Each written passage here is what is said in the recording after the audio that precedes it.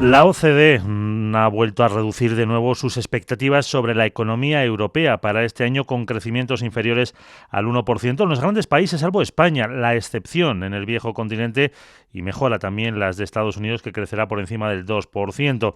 Y más allá de esa persistencia de la divergencia entre Estados Unidos y una Europa afectada por los altos tipos de interés y por el choque de los precios de la energía, los autores del último informe de la OCDE estiman que China sigue empantanada por los problemas de su sector inmobiliario que las autoridades intentan contrarrestar con una y otra oleada de estímulos. De ello vamos a hablar en los próximos minutos con Aida Caldera, y es la jefa de división en el Departamento de Economía de la OCDE. Aida, ¿qué tal? Muy buenos días. Hola, muy buenos días. Es a grandes rasgos el panorama que nos espera para este 2024. Efectivamente, estamos viendo una economía mundial que, bueno, con datos positivos, con datos mejores de lo que esperábamos en unas partes del mundo, como en Estados Unidos, como ha mencionado antes, pero una Europa que tiene un crecimiento bastante flojo. Entonces, bueno, divergencias entre los países. Quizá la buena noticia es que la inflación, que es la principal preocupación de la mayor parte de la gente, sigue bajando y vemos que en los próximos meses y años también seguirá bajando. De hecho, ustedes recogen que la tasa de inflación se situará a finales del 25 en Estados Unidos y en la zona euro en ese famoso objetivo del 2% que se marcaban los bancos centrales. ¿Cómo creen que tiene que ser un poco la política monetaria? ¿Debe ser prudente para evitar la famosa inflación de segunda ronda? ¿Tienen margen para bajar los tipos de interés? Pues como estaba diciendo antes, vemos caídas en la inflación, lo cual es una buena noticia, pero un mensaje que resaltamos en nuestras perspectivas económicas es que hay que ser cautos, porque, por ejemplo, estamos viendo que la inflación en general ha bajado, pero cuando miramos al sector servicios aún es alta. Esto quiere decir que hay que mantener la prudencia por parte de la política monetaria y mantener una postura restrictiva, pues para garantizar que efectivamente la inflación vaya bajando poco a poco y de una manera duradera los objetivos de los bancos centrales. Por tanto, buenas noticias, pero prudencia. Uh-huh. Porque si también, por otro lado, aguantan demasiado sin bajar los tipos de interés, alguna se puede ver afectado, puede haber también algún tipo de efecto, ¿no? Los mercados están esperando o descontando, por ejemplo, esas bajadas ya este año. Sí, efectivamente, y nosotros vemos bajadas este año. Por ejemplo, vemos que básicamente los principales bancos centrales de las economías avanzadas vemos que van a empezar a reducir tasas de interés durante el 2024, si continúan estos buenos datos de inflación de los que estábamos hablando. Y, por ejemplo, cuando miramos a Estados Unidos, pensamos que va a haber bajadas de tipos de interés en el segundo trimestre de este 2024, y en la zona euro sería en el tercer trimestre. Por tanto, sí vemos estas bajadas, pero obviamente hay que estar un poco pendiente de los datos y lo que decía, un poco de prudencia. Pero sí, va a haber bajadas, lo cual va a ser positivo para los costes de las hipotecas, etcétera. Uh-huh.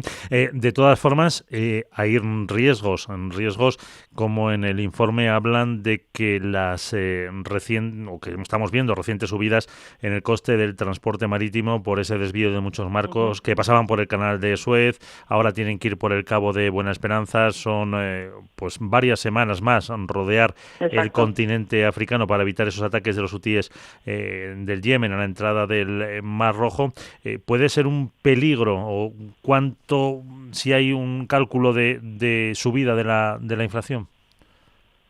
Es cierto que de momento estamos viendo los efectos de estas tensiones geopolíticas, sobre todo en un impacto sobre el comercio y los costes de flete por tener que viajar, tener una ruta más larga.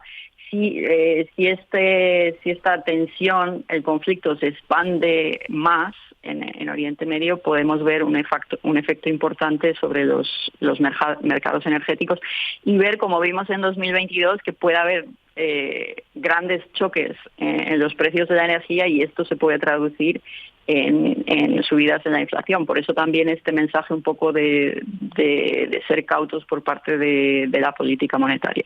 Porque claro, habla de la energía, supongo que se refiere a que prácticamente, vamos a redondear, un cuarto tanto del petróleo como del gas mundial pasa por ahí. Exactamente. Estamos hablando de rutas muy importantes y obviamente pues pueden tener un efecto muy importante sobre precios que como hemos visto no solamente son subidas de precio de la energía, sino que se traducen al sector manufacturero y poco a poco se traducen a toda la canasta de productos en realidad. ¿Se ven más riesgos a nivel geopolítico con la inestabilidad que tenemos? Bueno, esto es una consecuencia de lo que está pasando en Oriente Medio, al margen de Ucrania, que vamos camino de los 2 años de conflicto, o alguno más que puedan ver ustedes. No, es un poco una situación en los últimos años en la que los riesgos geopolíticos han aumentado significativamente y eso pues está teniendo un impacto sobre las perspectivas económicas globales con mayor incertidumbre pues para las empresas y para los consumidores. Es un poco el efecto que estamos viendo sobre la economía mundial. Y a pesar de eso, como decía, estamos viendo bastante dinamismo en los últimos trimestres en la economía global. Es decir, son perspectivas todavía de crecimiento. Quizá algo que nos preocupa más en el mediano plazo es que en el 2025 vemos que el crecimiento mundial se va a estabilizar, pero en niveles relativamente modestos en una perspectiva histórica. Por ejemplo, si miramos las economías avanzadas, vemos un crecimiento más o menos 1.5 y miramos a las emergentes, bueno, es un 4% más alto, pero es relativamente bajo y esto se debe sobre todo a que, bueno, pues la mayor parte de las poblaciones están envejeciendo, eso significa pues una menor empleo, mayor gasto, etcétera, y luego también por otro lado el comercio internacional, que era un motor de crecimiento para la mayor parte de economías del mundo, está bastante flojo y en parte está relacionado con estos temas que estábamos hablando antes. Efectivamente. Y también aluden en las previsiones, en el informe, al problema de los números rojos en las cuentas públicas. Todas estas crisis, ya desde la del COVID, por ejemplo, se incrementó mucho para intentar paliar el efecto en los ciudadanos. Habrá que ir reduciéndolo, ¿no? Exactamente, el hecho de tener estas crisis bastante importantes, primero el COVID, luego la crisis de los precios energéticos, es que los gobiernos han tenido que gastar mucho más, la deuda pública se ha incrementado sustancialmente en casi todos los países y ahora es el momento de empezar a pensar cómo reducir esa deuda, porque no es solamente que el ratio de deuda pública PIB ya está alto, sino que en el futuro van a venir más gastos. Por el lado, como decía, una población que está envejeciendo, eso significa mayor gasto en pensiones, mayor gasto en salud, y por otro lado, necesidades de gasto importantes, por ejemplo, para luchar con el cambio climático, pero también a raíz de todas estas tensiones geopolíticas, la mayor parte de gobiernos quieren gastar más en defensa. Por tanto, presiones por parte de gasto y una deuda alta quiere decir que hay que empezar a crear espacio para todo este gasto necesario y reducir la deuda dependiendo de los países, obviamente. En algunos casos hay más posibilidades de aumentar los ingresos, en otros países de reducir más el gasto, depende un poco del reto de cada país. Y la última, ¿esto que ha comentado lo podemos aplicar a España con el mantenimiento todavía de alguno de esos estímulos, con un buen comportamiento? Porque a lo mejor no hemos sufrido tanto la crisis de inflación, pero también alertan del envejecimiento de la población y del mercado de trabajo con un gran palo entre los jóvenes.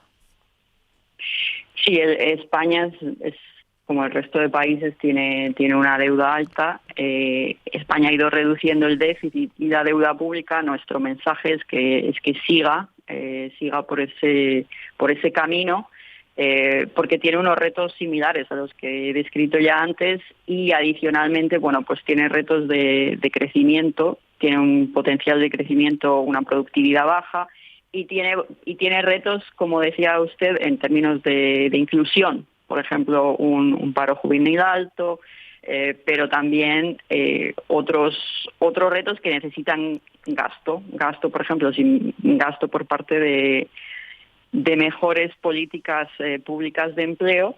Entonces, para hacer espacio para ese gasto, pues hay que empezar a reducir la deuda. Uh-huh. ¿No plantean plazos? No, decimos que tiene que ser mantenido en el tiempo para que tampoco tenga un efecto negativo sobre el crecimiento económico, pero hacerlo pues de una forma sostenida en el tiempo. Pues Aida Caldera, con eso nos quedamos, jefa de división del Departamento de Economía de la OCDE. Muchísimas gracias por atendernos estos minutos y que tenga un feliz día. Muchísimas gracias a ustedes. Adiós.